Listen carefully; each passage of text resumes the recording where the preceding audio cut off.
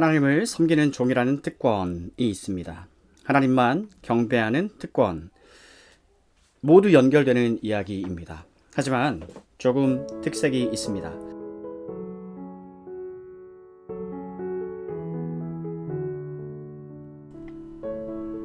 요한계시록 22장 8, 9절 말씀입니다. 나 요한은 이 모든 것을 보고 들었습니다. 내가 이 모든 것을 보고 들은 후에 이것을 보여준 천사의 발 앞에 엎드려 경배하려고 하자 천사는 내게 이렇게 말하였습니다. 내게 절하지 마라. 나 역시 너와 내 형제인 예언자들과 이 책에 기록된 말씀을 지키는 자들과 똑같은 하나님의 종일 뿐이다. 그러니 하나님만을 경배하여라.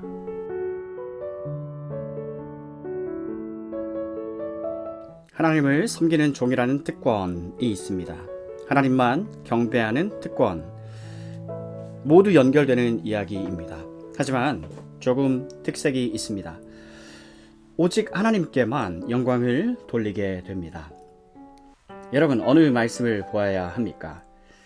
에베소서 2장 8절 9절 말씀입니다. 너희는 그 은혜에 의하여 믿음으로 말미암아 구원을 받았으니 이것은 너희에게서 난 것이 아니요 하나님의 선물이라. 하나님의 말씀에 순종하도록 이 사람들의 마음이 변화되었습니다. 마음이 변화되는 것을 선물로 받았습니다. 하나님을 섬기는 종으로 부름 받았습니다.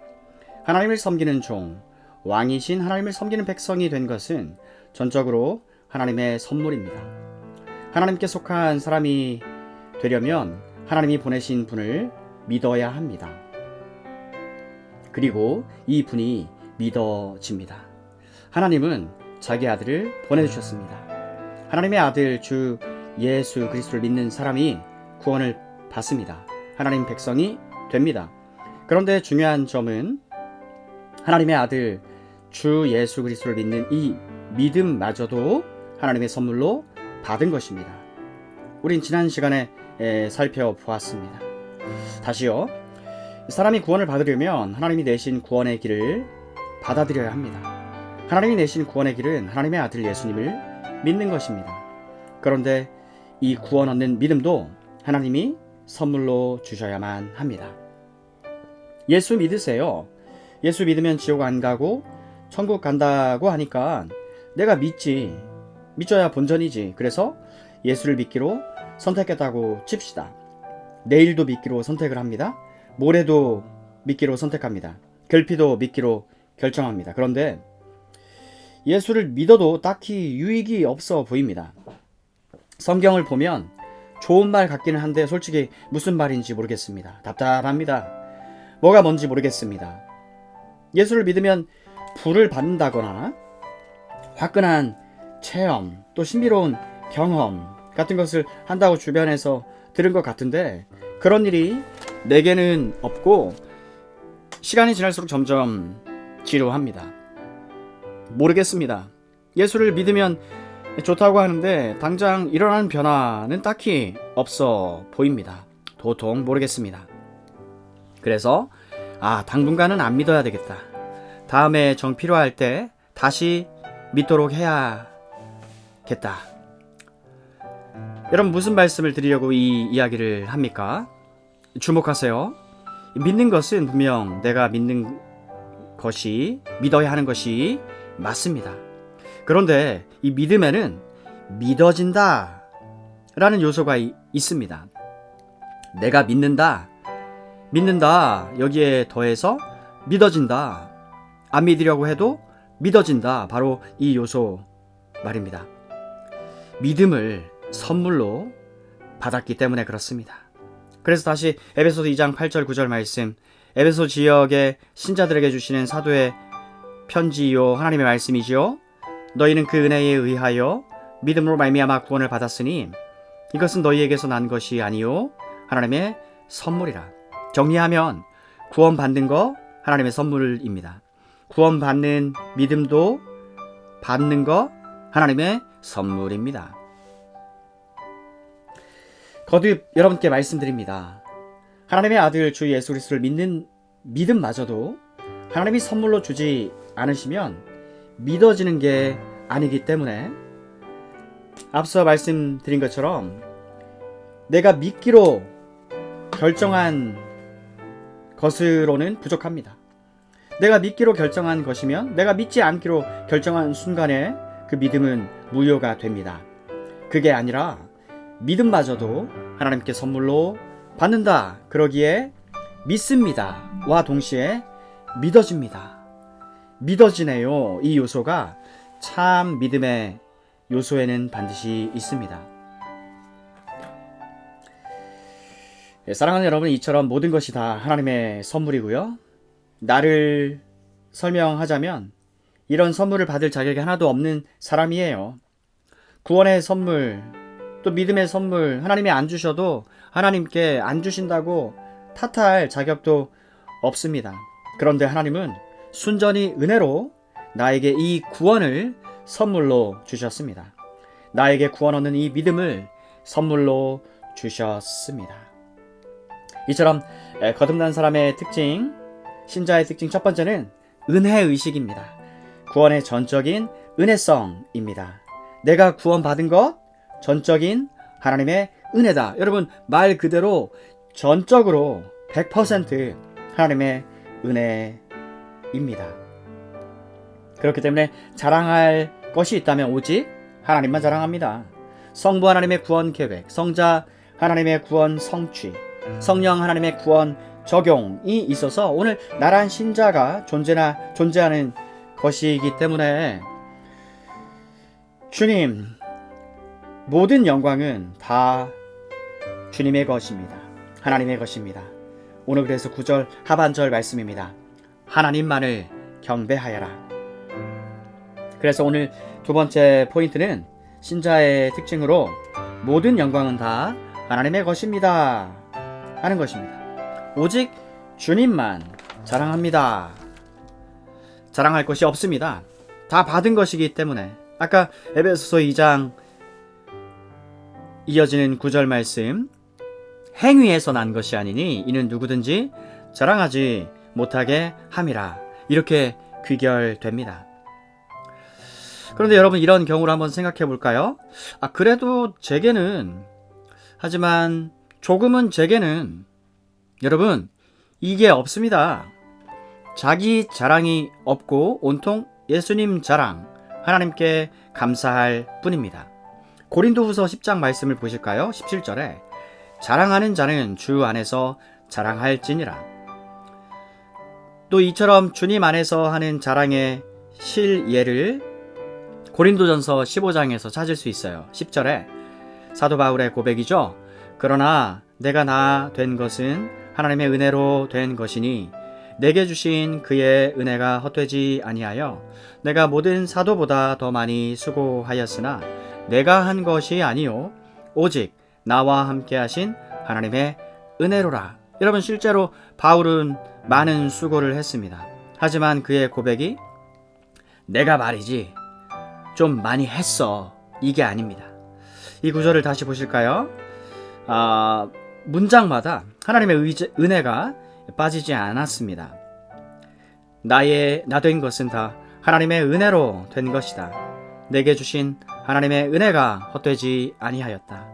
내가 한 것이 아니요 오직 나와 함께 하신 하나님의 은혜로다. 고린도전서 1장 31절 기록된 바 자랑하는 자는 주 안에서 자랑하라 함과 같게 하려 함이라. 그러니까 이게 구약 성경에서 이런 말씀을 하고 계시구나. 어디에요? 기록된 바 예레미야 9장에 있습니다. 24절에 오직 자랑하고 싶은 사람은 나를 깨닫고 아는 것을 자랑하고 나 여호와가 자비롭고 공평하다는 것을 자랑하고 내가 땅 위에서 올바른 일만 한다는 것을 자랑하여라. 이런 자랑이 나를 기쁘게 한다. 나 여호와의 말이다. 할렐루야. 신구약 모든 성도들의 한결같은 특징입니다. 구원받은 하나님의 백성에게서 나타나는 특징 말입니다. 이처럼 구원받은 사람, 거듭난 사람, 그리스도 신자의 특징 두 번째는 오직 주만 자랑합니다. 모든 영광을 다 하나님께만 돌립니다. 그래서 이 신자의 특징, 자랑 내지 생색, 주님 섬기는 일 이런 것들을 늘어놓지 않아요. 대신에 이렇게 말합니다. 우리는 그저 해야 할 일을 했을 뿐입니다. 설교 시작 여러분과 나눴던 누가복음 17장 10절 말씀 한 번 더 읽습니다. 이와 같이 너희도 명령받은 것을 다 행한 후에 이르기를 우리는 무익한 종이라 우리가 하여야 할 일을 한 것뿐이라 할지니라. 평생 요절 말씀이 아닐 수 없습니다. 사랑하는 여러분, 여기 그래도가 없어요. 하지만 제게는 니 아닌 오직 감사와 감격뿐입니다. 하나님을, 예수님을 모시고 있는 사실만으로 종들은 무한 영광입니다. 하나님께 은혜 받은 사실에 무한 감사 감격하여서 몸둘 바를 모릅니다. 8절 말씀, 나 요한은 이 모든 것을 보고 들었습니다. 내가 이 모든 것을 보고 들은 후에 이것을 보여준 천사의 발 앞에 엎드려 경배하려고 하자. 질문, 천사 숭배 사상을 전하는 것입니까? 8절이요? 정반대죠. 사도 요한은 이 예언서에 기록된 모든 말씀을 들은 뒤에 너무나 영광스러워 압도되었습니다. 너무 황송해서 이 복을, 은혜를 감당하지 못하겠기에 그가 보인 반응입니다. 주께서 자기가 사랑하는 자들을 위해 예비해 두신 이 복된 사실을 접하고 나니까 엎드려 절하는 것 외에는 달리 표현할 방도가 없어서 주님께서 보내신 사자에게 절을 하려고 한 거예요. 최고의 경외의 표현을 보인 것입니다. 하도 복되고 영광되니까요. 바로 이 점입니다. 말도 안 되게 큰 은혜를 받은 거라서 감격스럽습니다. 지극히 황송합니다. 바로 이 태도, 자세입니다. 감격, 황송.